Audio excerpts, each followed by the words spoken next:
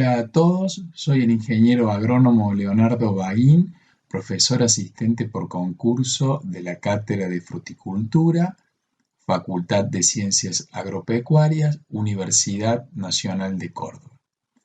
En la clase de hoy vamos a ver sistemas de poda y tipos de conducción.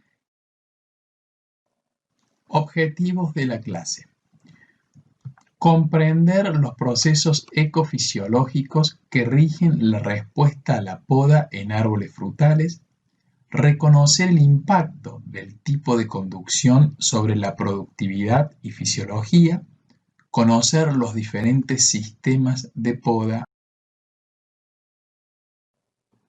El tamaño del árbol frutal depende de factores genéticos con hábitos de crecimiento, especie, cultivar y la interacción entre el portainjerto y el cultivar, factores nutricionales con respecto al suelo, el agua y la luz, factores hormonales con las auxinas, las citocininas, las gibrelinas y el etileno, y prácticas de manejo en el huerto como fertilización, carga virtual, podas, aplicaciones de reguladores y tipo de cosecha.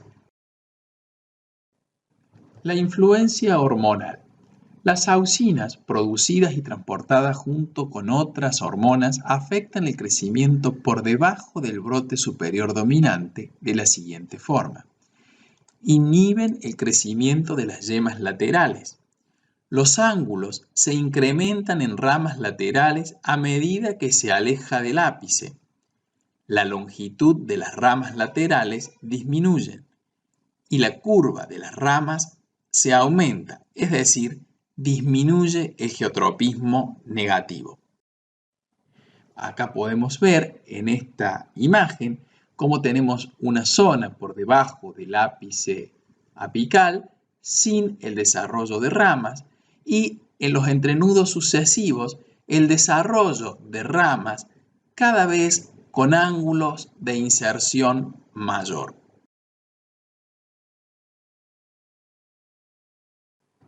Los principios generales en el desarrollo de la planta. El aire y la luz favorecen la nutrición y el crecimiento de los órganos de la copa del árbol. Las partes más elevadas de las ramas son mejor nutridas que las partes inferiores. El desarrollo de los órganos vegetativos y de reproducción compiten mutuamente. Las yemas ubicadas en las ramas donde el flujo de savia bruta es importante evolucionan hacia brotes vegetativos. Las yemas con afluencia de savia bruta débil, aunque si bien provisionadas de savia elaborada, se transforman fácilmente en dardos o botones florales. ¿Qué es la poda? Es una operación que consiste en eliminar partes del árbol para influir de alguna manera en su comportamiento. Formas de hacer el corte. Vamos a analizar uno por uno los 5 casos de cortes presentados. El caso 1 sería el caso correcto porque presenta una inclinación y un sentido de la inclinación correcto, de modo tal que el punto inferior del plano inclinado está más o menos a la altura de la yema. El caso número 2 sería incorrecto, no habría que ejecutarlo, porque deja un remanente de tallo o tronco demasiado largo. En el caso número 3 también es incorrecto, porque si bien el plano inclinado tiene un sentido y una inclinación correcta, estaría como muy próximo a la yema o punto de crecimiento, lo que pone en riesgo a la yema por deshidratación. El caso número 4 también es incorrecto porque el plano inclinado está muy exagerado, está muy inclinado. En el caso número 5, también incorrecto porque la inclinación está hacia la yema, que podría provocar un drenaje de savia o agua hacia la yema.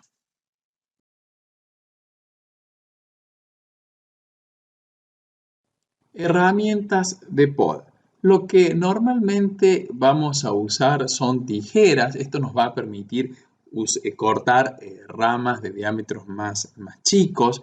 Si el diámetro fuese mayor, podemos acudir a podones, que es una herramienta con la que se puede hacer más fuerza y cortar ramas de mayor diámetro, como ya dije, y tiene la posibilidad de extender sus manijas y hacerlas más largas, entonces podemos acceder a ramas que están a una altura mayor a la de nuestro cuerpo, y si el diámetro de la rama es aún mayor, podemos acudir a los serruchos. Normalmente en una poda habitual y anual de fructificación y de formación, estas son las herramientas que vamos a usar.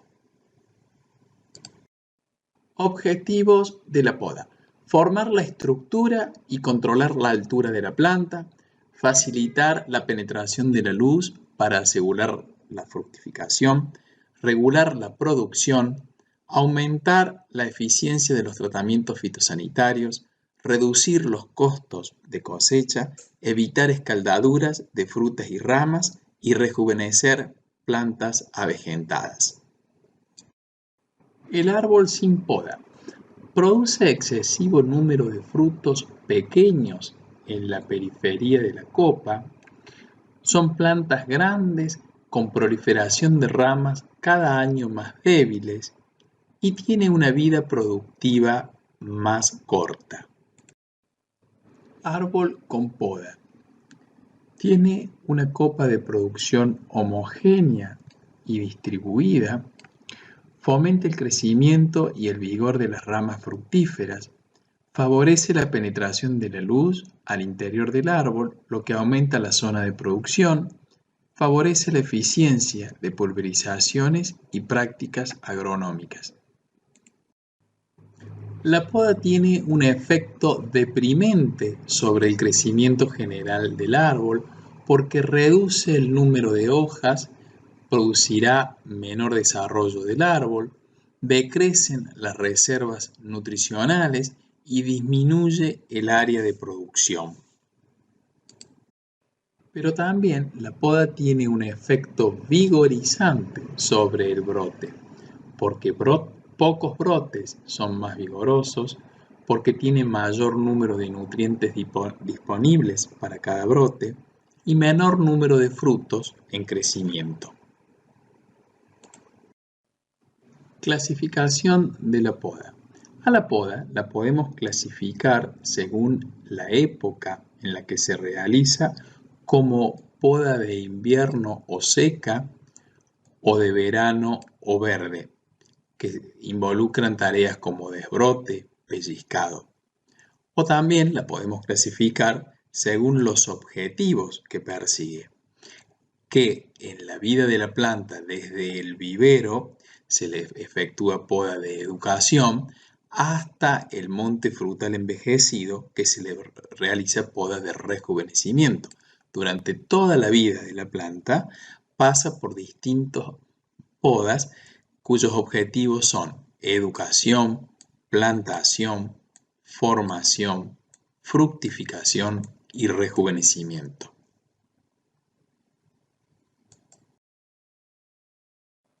O también se la puede clasificar según la forma de realizar el corte, en poda larga o de raleo, corta o de rebaje, o según el método con el que se la hace, manual, mecánica o química. Clasificación de la poda según la época en la que se la hace. Poda de invierno. Se realizan desde caída de las hojas hasta comienzo de brotación. Pueden ser podas tempranas, apenas caen las hojas, usadas en climas templados con inviernos suaves, o podas tardías, recomendables en zonas más frías. Estas se usan en vid para escapar a heladas primaverales, porque provocan un retraso de la brotación de hasta 10 días. También las podas invernales tardías son usadas en general en todos los frutales para favorecer la cicatrización de las heridas provocadas durante la poda. Acá nos muestra la imagen, una poda de invierno sobre especies caducifolias. Poda en verde o de verano. Se realizan durante el periodo de activo crecimiento. Provoca un debilitamiento del árbol y la ruptura de la dominancia apical. Acelera la entrada en producción al estimular yemas florales. Esto implica hacer desbrotes, que es eliminar crecimientos tiernos de 5 a 10 centímetros, y pellizcados, que es eliminar la extremidad del brote. Clasificación de la poda según el objetivo. Poda de educación. Aplicada en vivero para preparar la zona de injerto y consiste en el desbrotado y eliminación de hojas de los primeros 20 o 30 centímetros basales para formar un tallo liso. Poda de plantación. Tiene por objetivo equilibrar la relación copa-raíz alterada en el vivero por arrancar la planta del suelo o cambio de maceta, en el caso de plantas con hojas perennes que se venden con tierra. Acá tenemos ejemplos de plantas, en este caso es una planta de nogal a raíz desnuda, donde se le aplicó poda en las raíces, eliminando las raíces rotas y abundantes, y podas en la copa para equilibrar esa rotura y ese corto de copa. Los de abajo son plantas, especies de prunoideas que están embarbechadas, es decir, conservadas en arena húmeda hasta la plantación, y se puede observar cómo se le ha eliminado parte de la copa para equilibrar las raíces. Poda de formación. El objetivo es guiar y modificar el hábito natural de crecimiento de la planta para que produzca antes y mejor. Eliminar ramas con ángulos agudos, competencia entre ramas y chupones mal ubicados. Retomando el tema de la dominancia apical y los ángulos de inserción de las ramas, es muy importante porque ángulos agudos dejan en el crecimiento cinemático secundario incrustaciones de material muerto que provienen del suber o corcho, lo que normalmente llamamos corteza, dentro de la rama. Entonces debilita todo el sistema de fuerza y puede quebrarse con vientos. Mientras que ángulos de inserciones abiertos expulsan hacia afuera el suberocorcho y no tenemos incrustaciones de material muerto, lo que hace un sistema de fuerzas mucho más seguro ante los vientos o el peso de la carga frutal. Podas de formación. En este sentido vamos a tomar solo algunos ejemplos, no vamos a mencionar todas para simplificar el contenido, y vamos a desarrollar en la próxima clase el caso de la palmeta.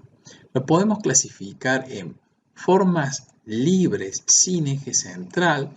Tenemos el caso de el vaso, que es muy tradicional, un sistema que admite densidades bajas y que está prácticamente en retroceso. Este sistema es cada vez menos usado, y una versión más moderna que admite una densidad bastante más alta es un sistema de multiejes. Estos dos ejemplos no mantienen el eje central de la planta, mientras que hay otros que sí lo mantienen al eje central, que es el caso de la palmeta y de los fusetos. Acá podemos ver un ejemplo del sistema de conducción de palmeta, podemos ver cómo mantiene el eje principal y no hay desarrollos de las ramas hacia el entrefilar. Es decir, un árbol con otro forma como si fuese una pared vegetal, sin desarrollo de la planta hacia adentro o hacia el interfilar. Este es el caso de la palmeta. Mientras que en el caso de la formación de vaso, podemos ver que las ramas se distribuyen alrededor de un círculo, cuya sombra proyectada también es una circunferencia, mientras si yo hago la comparación con el anterior, la sombra proyectada es rectangular.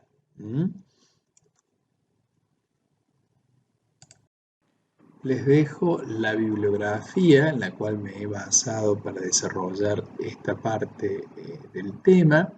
Los invito a ver los siguientes videos para completar el tema de poda y sistemas de conducción.